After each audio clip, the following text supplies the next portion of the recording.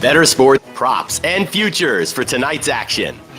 Bettor Sports Betting wants to know what picks you're playing tonight. Tell us in the live chat on YouTube, Twitter, and the Bettor Sports Network app. This is Bettor Sports Betting with Fantasy Alarm's Dan Servodidio. What's going on, everyone? Welcome in here to the Bettor Sports Betting Show on Bettor Sports Network and Fantasy Alarm. Twitter, YouTube, the BSN app. We appreciate everyone joining here wherever you're watching and tuning in here. I got James Grande with me on this Thursday afternoon, and we got plenty of baseball games tonight. You know, we got some afternoon games going on now, but we got some games tonight to break down. We also got the Hall of Fame game, which I know James is ecstatic to talk about and break down. What's up, man?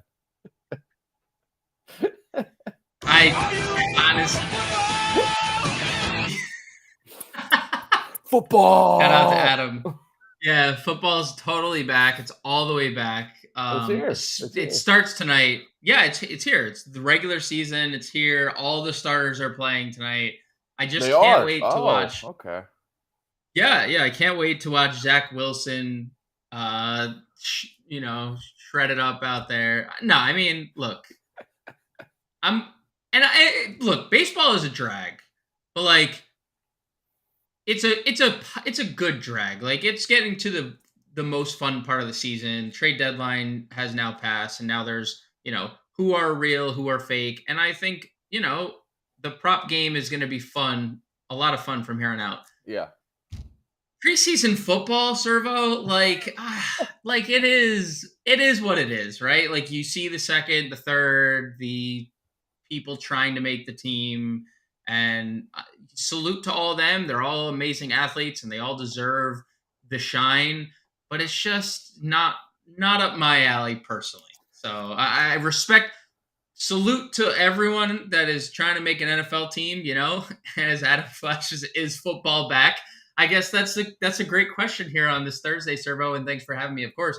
Is football back in your opinion? Because like it's not back. Well, there will be a football game played tonight. There will be a game. Yes, it's back. It'll be. I mean, honestly, I will be. You and me are both glued into baseball, so it's like, yeah, I will be paying attention to these baseball games going on. But I'll turn it on maybe in the first quarter just to kind of check it out. Okay. And we got I got a couple bets to give out to the people. So I'll be kind of tracking these bets throughout. I won't be watching every single snap, I'll tell you that much. But I will be kind of tuning in and keeping track of the score. Because it's going to be a lot of backups in the game, but football is back. And you mentioned just with the grind of baseball, it's nice to get anything else to kind of lay some money on, like, we've had, Steve Pimentel to break down some World Cup. That's been cool to get some juice on. The WNBA I've been dabbling on. Everything, with the fact that football is coming back, I can't wait for college football personally. So right. I'm just waiting for anything. And this is just a little bit of a taste. But this game will have Zach Wilson starting for the Jets. And, Aaron Rodgers will not be on the field. He won't play a single snap in this game, so which not really surprised at all. But the Browns are starting Kellen Mond for their first. They're not starting their main backup, Josh Dobbs, but they're going with Kellen Mond, who's they want to see what they got in him, giving him some run. And then they got the rookie Dorian Thompson-Robinson from UCLA, who's expected to play too. So that's kind of the quarterback situation. Chris Streveler for the Jets, too, going to be in there after Zach Wilson. Yep. But the fact that Wilson's in the game to start, this isn't some scrub, honestly. I mean, this is a guy who started last year. He was not great in real NFL games, but when we're talking like preseason, Zach Wilson versus Kellen Mond, I feel really good about the Jets side of things to start this game. So one of the bets I'll throw out there is the Jets first half money line. Definitely not like confident in the full game, because who knows what's going to happen in the second half with the kind of third and fourth stringers out there. But the first half here, I feel the Jets, I'm not sure who else on their offense is going to be out there with Wilson. I doubt any big name starters, but the fact that Wilson is out there kind of has maybe a chip on his shoulder. The Jets just kind of brought in Aaron Rodgers to replace him. But also, Robert Saleh, just kind of a defensive-minded guy. I feel like he's going to have his defense ready to go to kind of slow down a Kellen Mond, led Browns team. So, I'll go with the Jets in the first half, dabble a little bit there. Is Zach Wilson going to be more worried about the moms in the stands or the passes on the field?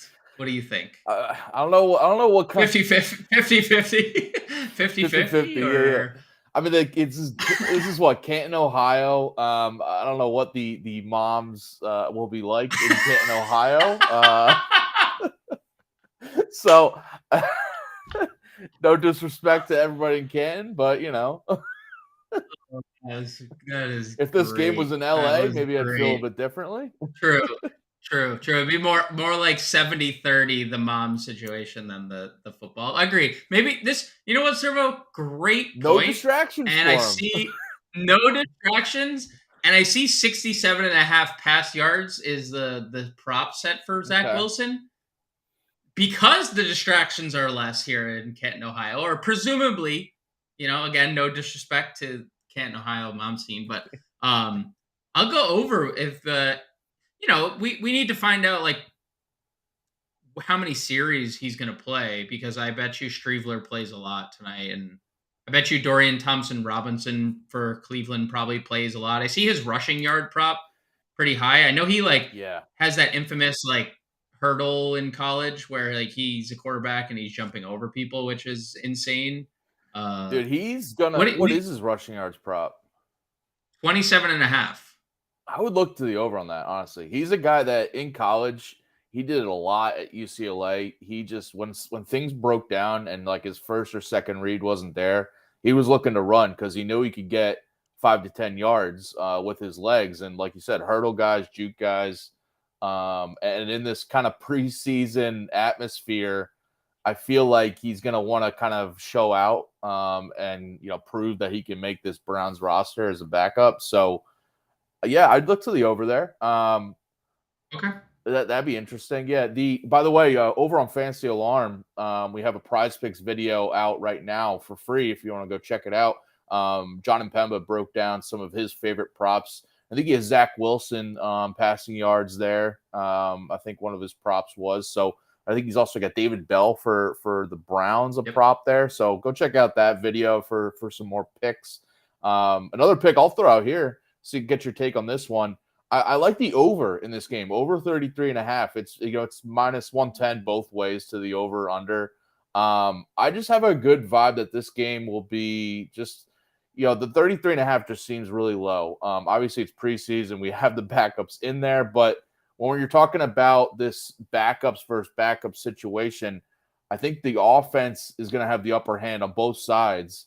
The offenses will be, they haven't had much time to prepare and all this stuff in general for both sides. But when you're talking about offenses kind of being a little bit more in sync right now in early August, I think they'll be clicking more.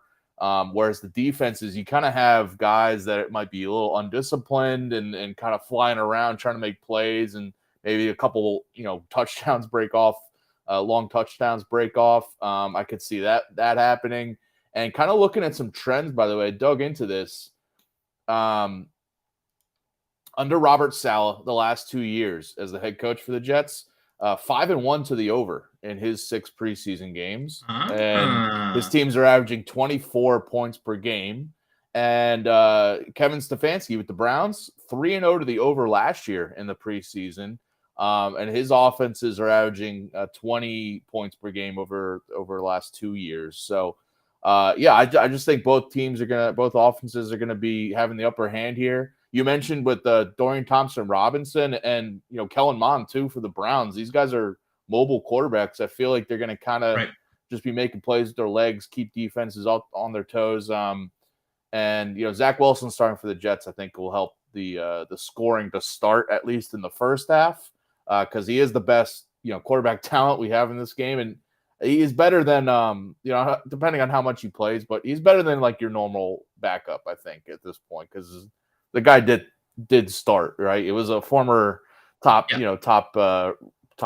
So number two overall. Yeah. So yeah, going with the over here. Okay. You 5-1 in the Salah era on overs in preseason, 3-0 in Stefanski. I know the Yeah, Browns didn't lose last year in preseason, so they take this. Nobody takes preseason more seriously than the Jets and the Browns, and that's probably why they're here in the Hall of Fame game, right? Because they care. yeah. That's why you can see the odds there. The spread. It's only -1.5 for the Jets right now. Basically a pick 'em game, but yeah. Nice. Let's root for scoring in the in general here. Why not? We like fantasy. We like props and all that. So Right. let's get them all to start going. But yeah, so that's the preseason game to start tonight, Thursday night.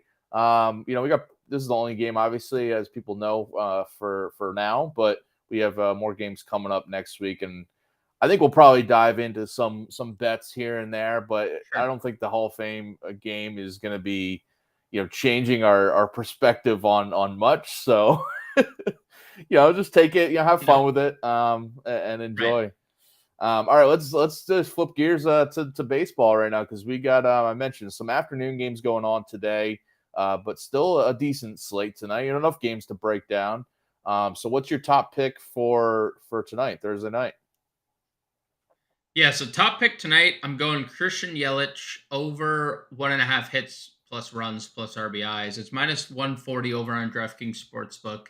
And Yelich goes up against Mitch Keller, who honestly, when you surface level, you look and he's probably one of the better pitchers on tonight's slate, which says a lot because he's been really bad of late.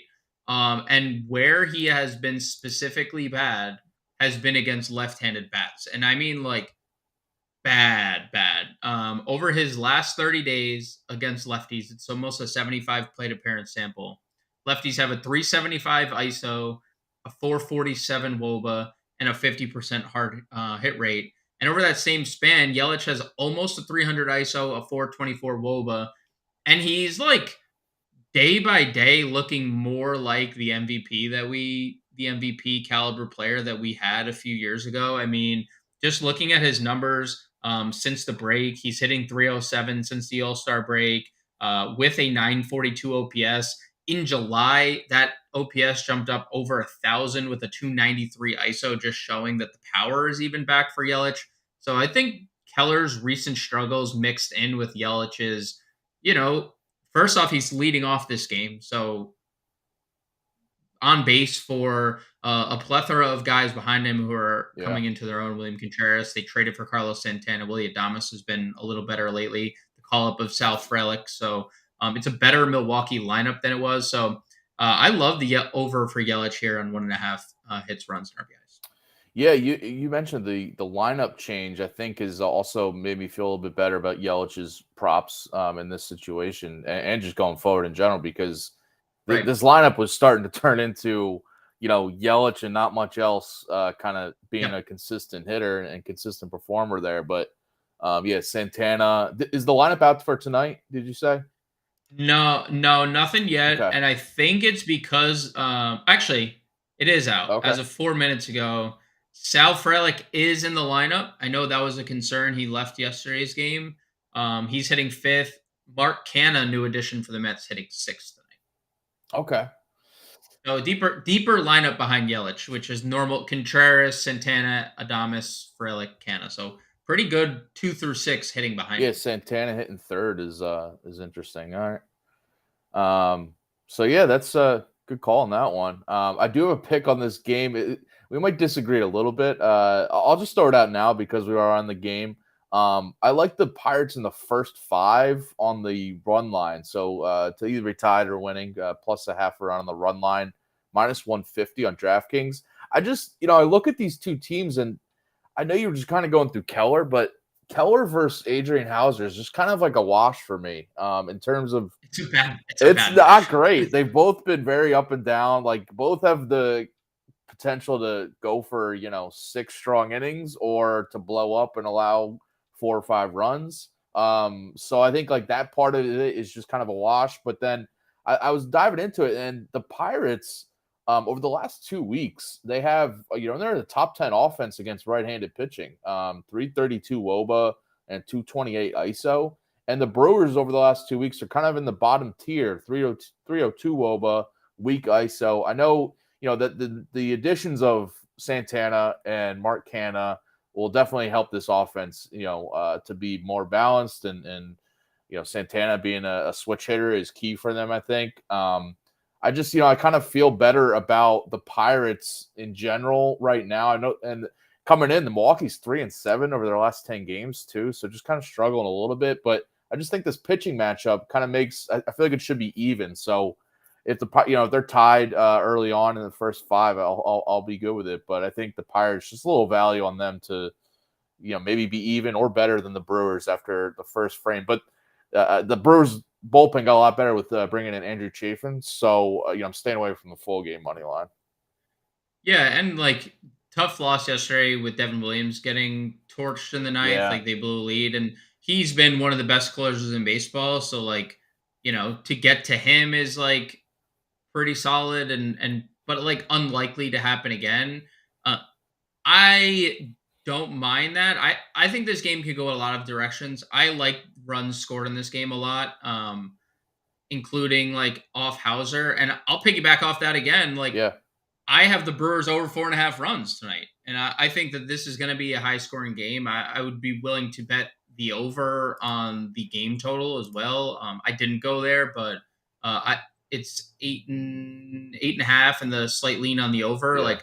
I lean the over -118. I don't think much of Mitch Keller. I just alluded to the struggles against lefties he's faced lately, and now 3 of the first 5 batters are lefties, and even against righties, he has had a lot of success, which is obviously a little concerning because every other batter in the top half of their lineup is a right-handed bat. But you flip over to Hauser and he stinks, and the Pirates have been better. But I like the Brewers team total here because I think Yelich gets it done. I like what William Contreras is doing at the plate lately. 5 of the Brewers' top 7 tonight have a WOBA against right-handed pitching around 340. And that's obviously a massive improvement with, from where they've been pretty much all year, especially since losing Rowdy Tellez to the IL. So I like the Brewers team total here against a struggling Mitch Keller, who looked great earlier in the year. And now the strikeouts have evaporated and the hard contact has, elevated. So just again, we're obviously we're obviously fans of this attacking this game. So I'll stay right there. Brewers over 4.5 runs. Yeah, I could definitely see that, even though I do back the Pirates in the first 5, because looking back through Keller's game logs here, mentioned he's just been up and down consistent. You were going through it too. I mean, he allowed 2 runs his last start against the Phillies, which, the Phillies have been kind of a struggling offense lately, so whatever. But before that, 6 runs to the Angels, 8 runs to the Guardians, 7 shutout against the Diamondbacks, but then before that, 5 runs allowed to the Dodgers. So yeah, even in his outings alone, this team total has been cashing. But you get the full game too against kind of a, outside of David Bednar, kind of a shaky Pirates bullpen. So exactly, yeah. And Bednar is, dude, that dude is nasty. I know. He's very. I kind of wish he got traded to a contender, but whatever. 2 years in a row. I mean, that's 2 years in a row. Yeah. I kind of he was rumored last year at the deadline too, and they decided to keep him. But outside of Bednar, I mean, that Pirates bullpen is, not that great. Yeah, not that great, Bob. Not great, Bob. All right, so yeah, a bunch of picks on that game. My best bet, I kind of went over that, but my best bet, going back to that one, just rolling with this Cubs team total again. I've been doing it a lot, and dude, it's just I obviously the last 2 games are they've scored combined 36 runs in these past 2 games, but this key number at 4.5, so it's -165 at BetMGM. Their team total's at 5.5 on DraftKings, FanDuel. I'm fine with that too, but the 4.5 is key for me because the Cubs have scored 5+ runs in 14 of their last 19 games since that All-Star break, and 9 of the last 11 coming into tonight. And they've had exactly 5 in a few of those. So I like getting the 4.5 key number. I'm fine paying the -165 for it. And this includes, all 3 games of the series against the Reds. So 5 games in the first game, and I mentioned these past 2. Obviously, if you missed it, they've been just putting up football scores. Football's back, and the Cubs are fully into it. They're averaging 7.6 runs per game since the All-Star break. With this run here, they're since the break too, the top offense against right-handed pitching. I've mentioned this before. Whenever they're against righties, I like taking this team total, and they got Luke Weaver here, who 6.80 ERA. 160 whip this year. It hasn't been much better lately. 6.33 ERA over his 5 July outings. And in his career at Wrigley Field, Weaver, 8.25 ERA in 3 career starts there. And in his career against the Cubs, 8.59 ERA. So some bad numbers there. I can't see a scenario here with how hot the Cubs are rolling that they're held under this team total, whether you want to go with 5.5 or 4.5, whatever. I feel like it's another 6, 7 runs, 8 runs, 9 runs. Yep. I mean, I don't know how.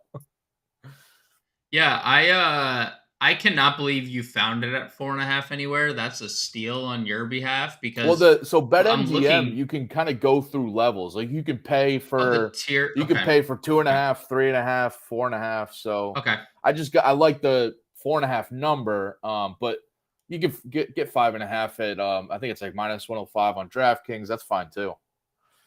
I mean, the fact that you still got it at -165 is kind of nuts because I tweeted it yesterday. I feel like they're on the Limitless pill and I don't know when they're ever going to come down. I don't know if you ever watched the movie Limitless, Bradley Cooper's just like this superhuman, and it feels like the Cubs offense as a whole is just like they're in some kind of they have added Heimer Candelario and have batted him 6th and 8th, and he has 8 hits in his first 2 games. Just casually, just like, hey guys, I'm the best player in Cubs history. In the first 2 games I've ever it's nuts, and I don't really know where the weak spot is, unfortunately. And Luke Weaver stinks against righties. He stinks against lefties. He stinks on the road. Yeah. He stinks at home. So that feels inevitable here, Servo. That feels over 4.5. It feels inevitable. Of course, the game total is at 10.5, and we got Jameson Taillon on the mound for the Cubs. So I could see, the full game over is definitely in play, but I just, keep it into the Cubs side of things there. Throwing in another bet, now that we're just sticking on this game, another pick I've just been going back to time and again, and until it stops cashing, on a consistent basis, I got to keep doing this because Cody Bellinger, over 1.5 hits, runs, RBIs, -150 on BetMGM. But again, I'm fine with the price there.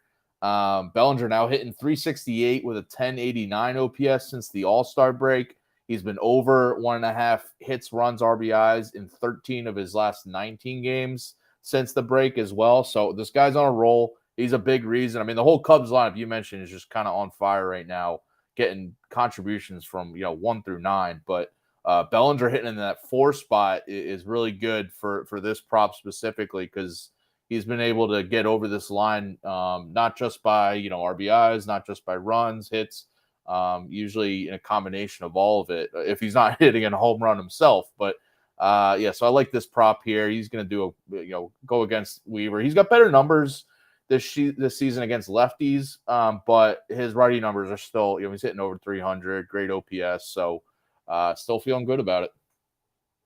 Yeah, and if you actually look. And he has been insane against lefties, but when you look smaller scale, during this run of whatever insane stretch he's been on and the team is on, 362 ISO against right-handed pitching, 519 WOBA. Second and first on the team respectively. So he's just hitting everything right now. And I think the added bonus to the prop that you're playing with the hits, runs, RBIs is that he's stealing bases again too, back-to-back games of stolen bases too, just to put him in an even better position to cash that prop for you nice and early. If he steals a base and is just manufactures his own run there, Servo. Yeah. He's hitting a lot of singles too. He's not just a power hitter. He's back, dude. Him and Yelich is the Spider-Man meme. Just they're just magically, dude, exactly. They're just pointing at each other hey, they thought, or it's like it's half Spider-Man meme and half the meme where like that kid's like they thought they had us in the first half, and then it's like, and now they're just like magically back to these like elite players again. It's crazy to see because like or the both of them just or the Stringer Bell meme from The Wire, like tell everyone we back up. oh yep or this yeah exactly like it's crazy because they just both like Bellinger and Yelich they both just like fell off and nobody could explain it and now they're just business is booming. We're just gonna continue the meme game. DJ Khaled, business is booming, and like it's just like it, all that other stuff is forgotten. How about one more meme? Every time I want to look at the betting board and I just see the Cubs on the slate, I'm locking in the Cubs team total and locking in Cody Bellinger, like that meme where it's like, ah, crap, here we go again. Yeah, yeah. The GTA, the little GTA. The here GTA we go meme, again. Yeah, that's great. That's great. Whether it wins or loses, we just hit five memes in a row there, Servo. That was good. Meme game on point here. Thank you, Adam. Thank you. Yeah. All right. What other picks you got for tonight? So I got a little same game parlay going today, and I'm looking at the Angels going up against Brian Wu, and just the Angels in general. Shohei Ohtani taking the mound, also hitting second tonight. So I like the Ohtani alt line, 7 strikeouts. I know most places it's 7.5, 8. I got it at 7. Shohei Ohtani, 1 or more hit, and Luis Rengifo to get a hit as well. That's plus 165 over on DraftKings. And the reason I like all of that, well, one, the Mariners strike out as much as anyone in baseball against righties. They're second in the league over the since the All-Star break. They're 4th in the league against right-handed pitching with a 26% strikeout rate this year. So we know Ohtani has that in the bag. He almost as many double-digit strikeout outings as anyone else in baseball. But what I really like about the hitters in this game is how bad Brian Wu has been against left-handed bats specifically. It's kind of insane because like he got off to this great start where he was striking back like everyone out, and we were like Brian Wu, like woo, and like can't wait to play his strikeout prop and whatever. But it's all against righties. 33% strikeout rate against righties, 16% against lefties. 0.47 ISO allowed to righties, 390 ISO allowed to lefties, 177 WOBA allowed to righties. 518 WOBA allowed to lefty bats. And this is in essentially the same sample lefty-righty. Like hard hit rate is significantly higher, a massive fly ball rate, over 2 home runs per 9 innings against left-handed bats. And all I need is a hit from the 1-2 in the Angels lineup here tonight, plus the strikeouts. I love this little same game parlay I've cooked up at plus money. It was almost what I used as my best bet. But I really like the Angels tonight. I really like the lefties specifically. You can, if you wanted to like sprinkle in some more juice to this, you could do Moustakas hit included. Like he's been really good lately, and just make this grow this same game parlay even further on with more Angels lefties. But I love the odds I'm getting on this little parlay here. Yeah, I like that too. The Ohtani, I don't have the numbers in front of me, but the Ohtani like parlay whenever he's on the mound of like, his strikeouts, maybe not the full strikeout total, but his strikeouts plus getting a hit or whatever has been pretty good this year. Yeah. he's not taking, at bats off when he's pitching. No. Dude, again, like he is bowed down to the greatness, Yeah. All right. Yeah. Good call there. Yeah. Rengifo probably hitting leadoff against the righty. So yeah, good call. I'll go with Yordan Alvarez, over 1.5 hits, runs, RBIs. This is also a bet that's just been cashing a lot. And I'm just going to, minus 120 on BetMGM is a pretty good price. Going against, in Yankee Stadium where he's crushed the ball over his career. In his career, dating back these bunch of years here, 357 batting average and a 1223 OPS in his career at Yankee Stadium. He loves hitting in this park. And, Clark Schmidt is on the rubber for the Yankees .290 batting average versus lefties, 376 WOBA to lefty hitters. He's been decent at times, but I think Alvarez is going to have the upper hand in this matchup where he's hitting 277 with a 10-10 OPS versus righties this year. And since he's returned from the injury list in that Astros lineup, he's been on fire. 409 batting average, a 1253 OPS. He's been over this hits, runs, RBIs prop in 4 of his 6 games too since he's come back. So this is all kind of lining up for him. Looked at his, you could look at his total bases as well, but I like this hits, runs, RBIs prop where sometimes he's just getting an RBI single and you can go over it. I wish they were hitting him third. I hate that they switched him and Kyle. Not that this plays any factor. I just want Jordan to maximize his at bats sitting third. Like, yeah, there's no reason he shouldn't be, other than that he was injured and Kyle Tucker just hit third and they were so good that they kept him there. That was a side tangent more than it was like against your prop, because I think this is a smash play. I mean, 317 ISO against righties, 424 WOBA against righties, and Clark Schmidt since day one. And I like Clark Schmidt as a pitcher, but since day one, like, you need to figure out against lefties, and he still hasn't. We're still waiting for him to figure out against lefty bats. And that's his number one deficiency and where he has to work on in the offseason. Yeah, I mean, thankfully for him, the only lefties in the Astros lineup tonight are Tucker and Alvarez. So. Right. And interestingly, I don't know if this has been the case lately. I haven't really been paying attention, but Alvarez hitting 5th in the Astros lineup tonight. Did they move him down, or has he been 5th? Yeah, it's been 5th. It's since he returned. Like, since he returned from the IL, it's been a case of like, well, Tucker was hitting here while you were away, and we were doing really well, so let's not change it. But I probably want to get Jordan back to third.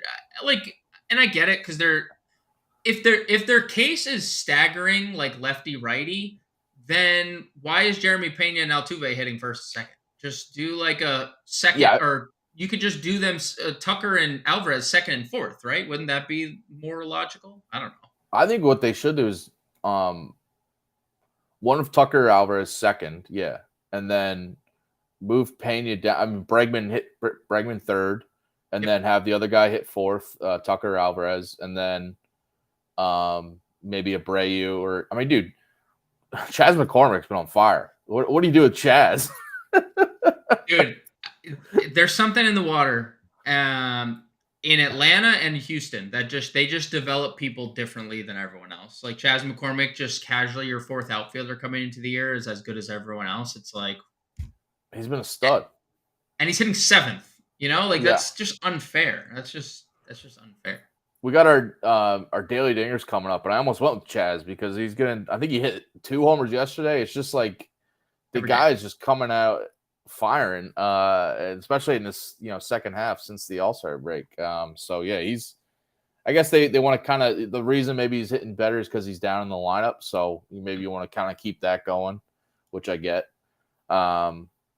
Yeah, well, as a Phillies fan, anybody who's a Phillies fan out there is seeing Trey Turner hitting 8th now, and it's like it's just laughable that he's hitting lower in the lineup than a guy like Chas McCormick, who's been a lot better than Trey Turner right now. Sure. So, all right, what other picks you got tonight?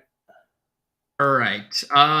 So mention the Brewers runs. I like Matthew Liberatore over 3.5 strikeouts. Starting for St. Louis, getting recalled. And I was doing a little digging because I wanted to see what his last month has looked like at the AAA level. Former 4-year consecutive top 100 prospect in baseball. He was on one list this year at like 75, and he missed out on like Baseball America and MLB.com and stuff. So, and it hasn't been great. He's still just 23 years old. But the one thing that he's been really good at in the minor leagues this year has been strikeouts. And I know that hasn't been the case at the major league level. He has struggled.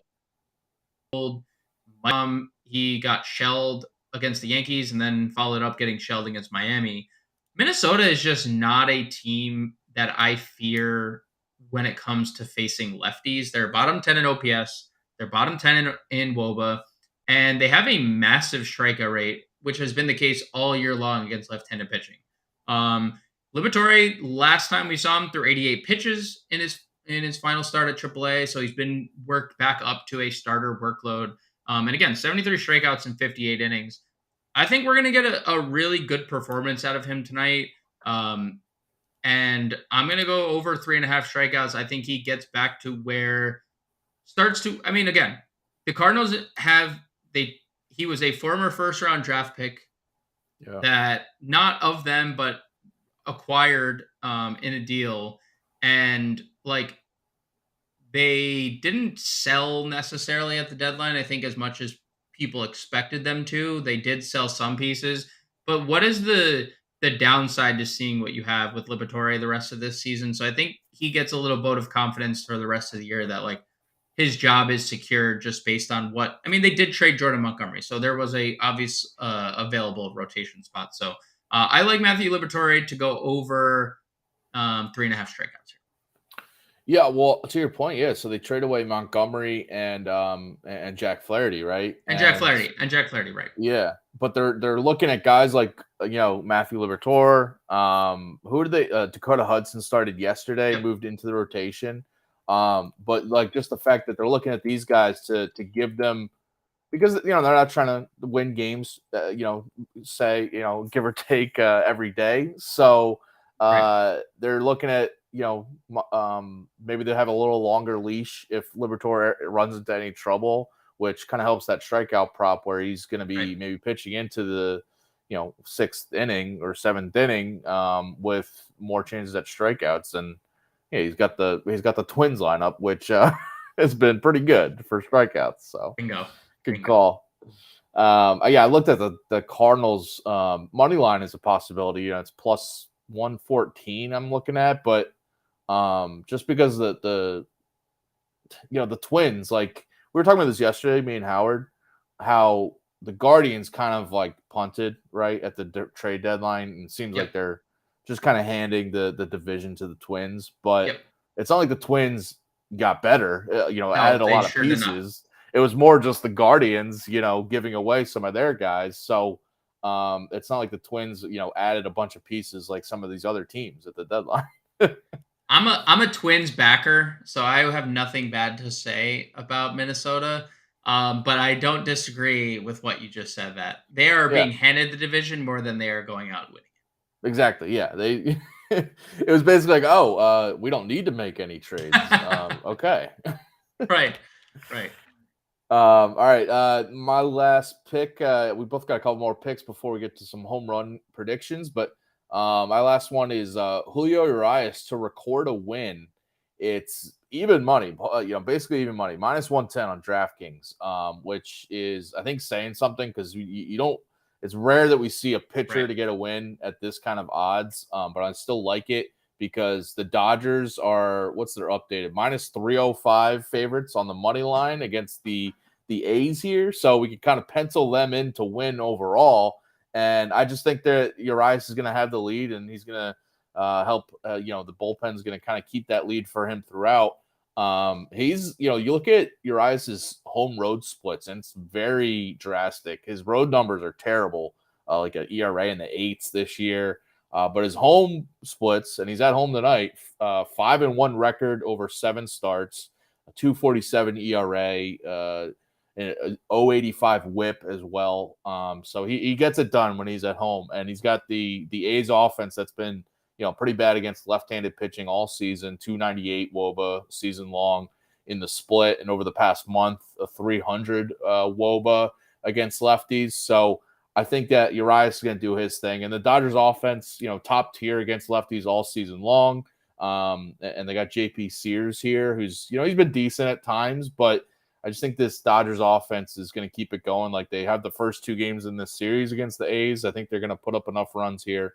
And they've been, good against lefties over the past couple of weeks as well. So I think, Urias to get a win, minus 110. I think it's pretty good odds. And when Sears leaves the game, Oakland has the worst bullpen ERA in baseball. There you go. So I've been wrestling with the Julio Urias thing too all day because I did the MLB DFS playbook over at fantasyalarm.com. So okay. he's going to be really popular just naturally because it's Oakland, but he hasn't been great. I know he has been at home. I like the splits are insanely different home road. Yeah. Oakland has been a little better since the break, like power wise too. Like they've had a lot of home runs this series. He's just been so bad, dude. He's been so I like him to win more because I think the Dodgers off like and he's even struggled in some of these games and gotten through like Baltimore. They pitched him 5 innings and he gave up 8 runs. Like they have let him go for longer, like 8 hits last game against Toronto, and they still kept him in the game. So like they're giving Urias more of a leash than I think Dave Roberts has in the past. So I like them to just simply outscore Oakland. I think Urias is going to have some difficulties, like more than probably others, because there are some things that going well for Oakland against left-handed pitching since the break. Some like they're middle of the road, but like I think that's better than anticipated they would be.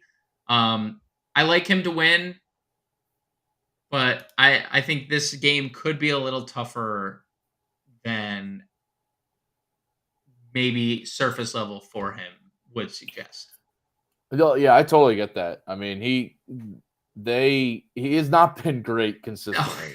No. This is not, Cy Young caliber Julio Urias that we've seen. Right. So that's an issue. But yeah, like at home, I just kind of look at those numbers. And over 7 home starts, as bad as he's been shaky, 5-1 record. So I like that. And I think, you mentioned this, that they're letting him go a little bit, even though he's letting up some runs. And I feel like that's something they just need to do with him now, because it's, you look at their rotation. They didn't add, I mean, they added Lance Lynn, but who was, was fine in his first start. But I think that they need Urias to be the guy that eats innings in this rotation, because they have, Bobby Miller and Emmett Sheehan as like their 2 other starters, young starters, who they don't want to have them go 6 innings and allowing 4 runs. They'd rather have Urias be that guy that does that. So, but yeah, hopefully the Dodgers outscore the A's enough. I got one more for you. All right. And I did a little parlay. Christian Javier, I found this very odd. That his earned run prop was set at 3.5 today, and it's against the Yankees. And as a fan of the Yankees, I can tell you that is a shocking number to see. And I parlayed that with under 17.5 outs for Jameson Taillon.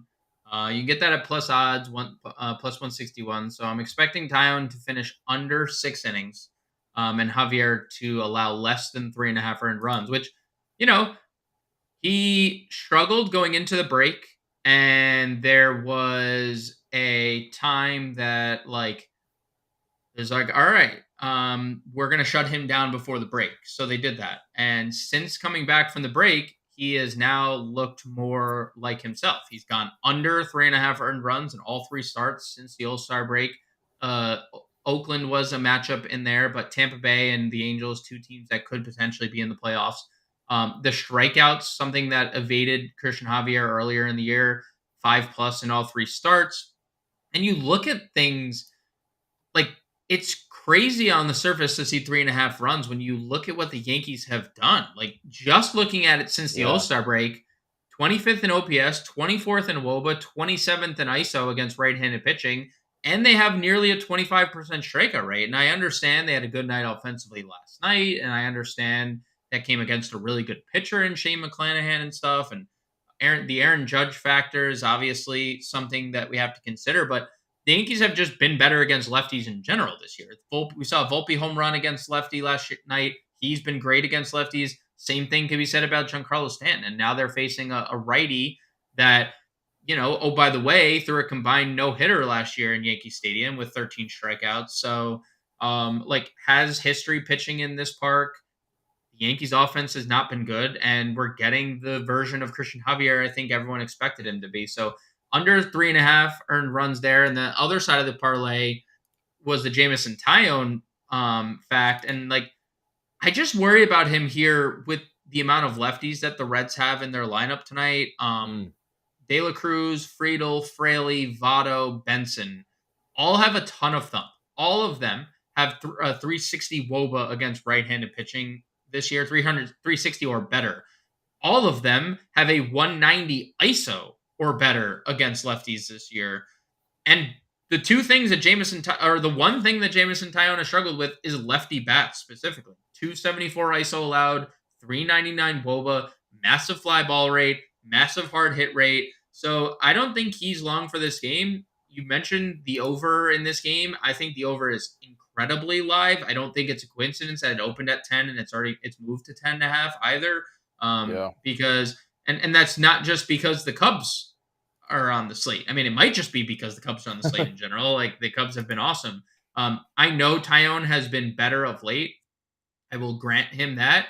But even in some of these starts, he's failed to get over the hump and get into the sixth inning or get through the sixth inning. So I am staying away from Jameson Taillon and his awful numbers at home this year. And I am taking the under in 17.5.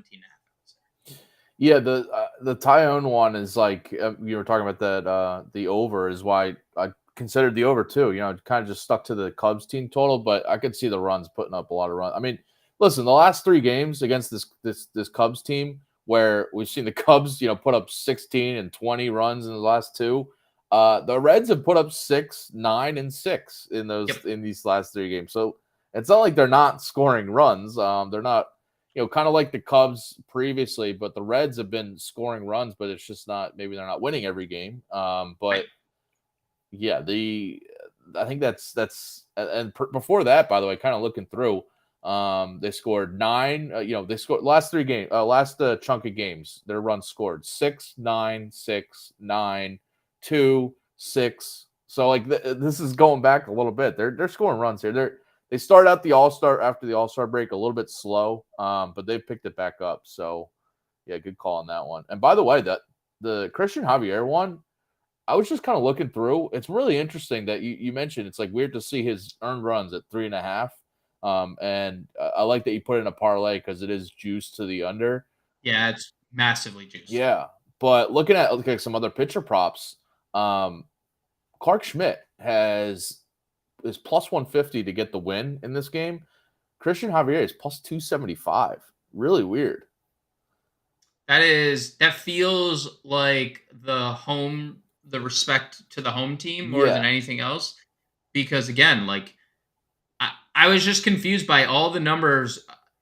And look, we have to obviously factor in that's baked in without Aaron Judge for a lot of it. But since the All-Star break, I mean, he's been back for a solid chunk of games. It's not like he hasn't been involved. So I'm confused by all that. Dude, I think because you're a Yankees guy, but I think this whole week on the show, whether it's been me, whether it's been Howard, whether it's been John and Pemba, we've all had a bet where it was like taking the under in games with the Yankees, Yankees Rays. Those games, a lot of them were just lower scoring in the first 5 of the whole game because it's like this Yankees offense, it hasn't really changed much now that Aaron Judge is back.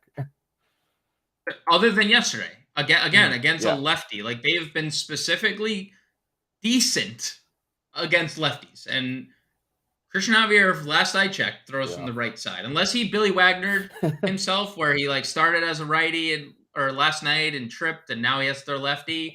Like unless that happened, I must have missed it. I don't think he's going out there lefty today. Now, I hope not for the parlay sake. I hope he's not throwing left. For my fandom's sake, I hope he does. But for my parlay sake, I sure hope he doesn't. All right, let's get to some home run calls. But before we do that, I just want to remind you guys, we do have NFL tonight, and we got these Hall of Fame game tonight. And to celebrate the return of the NFL with tonight's Hall of Fame game, Fantasy Alarm, we're running a flash sale for today only. So get on this now.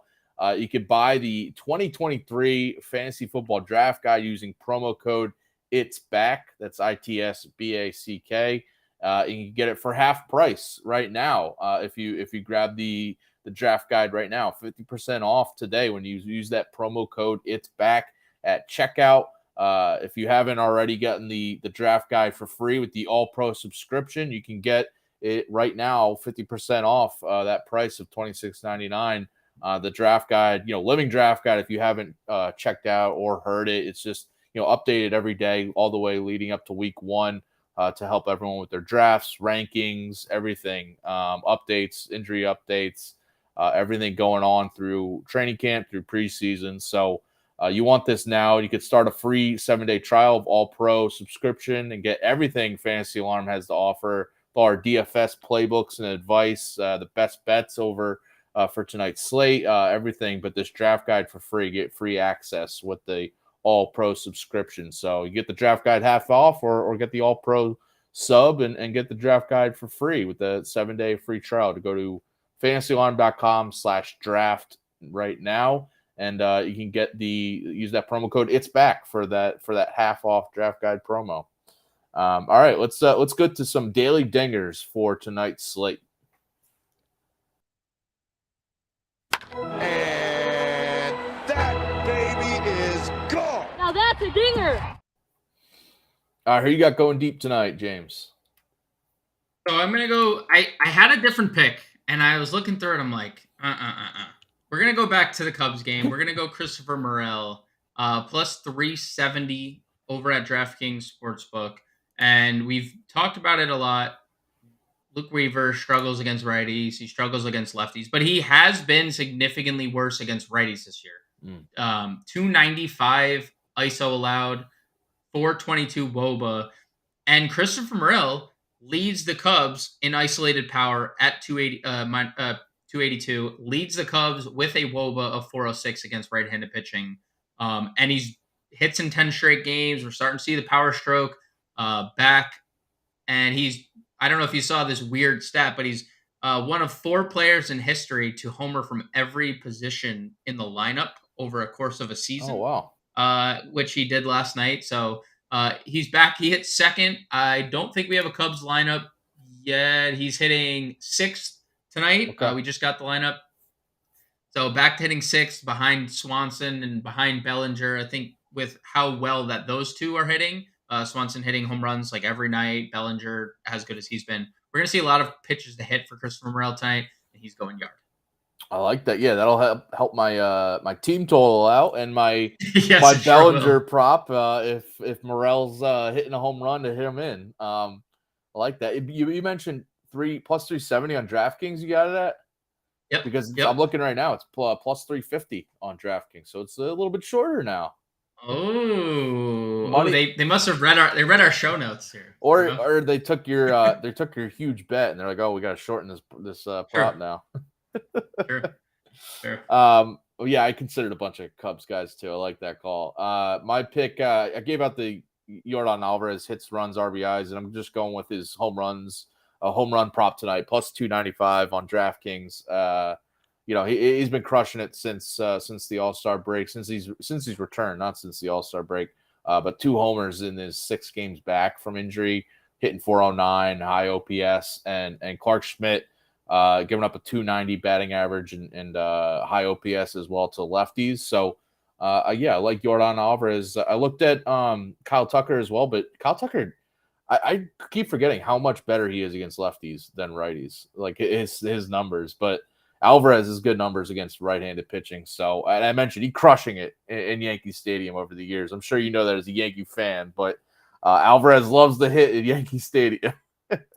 He is like one of those like on the short list of like every time he comes up to plate at the stadium, you can feel like all the butt clenches. Like, oh no, he's gonna do it again. Like, oh, Yeah, it's either everyone just like, it's either a home run or an extra base hit coming, probably. Yeah, literally every at bat for this guy. Yeah. All right, so those are our home run calls for tonight. Appreciate everyone tuning in here. We got to get going because James has to get ready for the next show coming up. Quick Pitch MLB DFS live show with James and John and Pemba. And then 6 p.m. Eastern, Alarm Fantasy Football with Howard Bender and Britt Flynn. 7 p.m. Eastern, High Stakes Fantasy Football Show with Eric Balkman. And then 9 p.m. Eastern, the Dynasty Nerds with Garrett Price. So check all those out on Bettor Sports Network tonight. And just keep it going all night and enjoy those MLB bets, the MLB DFS lineups that you'll be building with John and James. and the Hall of Fame game that I know James will be watching every single snap in. So enjoy Jets versus Browns tonight, and good luck with all your baseball bets. And we'll see you tomorrow, 4:00 Eastern, here on Bettor Sports Betting. Later. Bettor Sports Betting on the Bettor Sports Network.